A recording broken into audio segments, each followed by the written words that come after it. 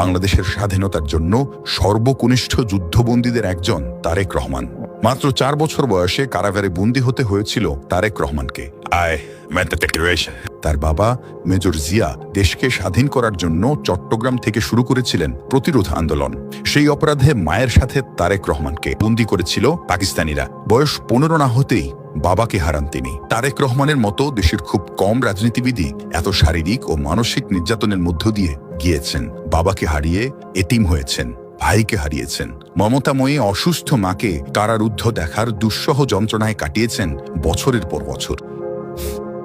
আইনের জটিলতা থাকায় ছোট ভাই আরাফাত কোকোর মৃত্যুর পর তাকে দেখতে যেতে পারেননি তারেক রহমান।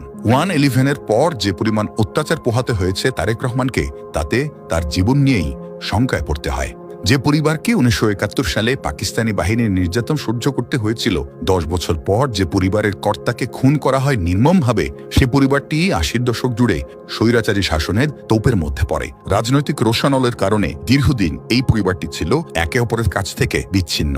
তারেক রহমানের বিরুদ্ধে অনেক কথাই বলা হয়, কিন্তু কখনোই তার জীবনের এই দিকগুলো তুলে ধরা হয় না। সারা জীবন স্রোতের বিপরীতে সাঁতার কেটেছেন তিনি।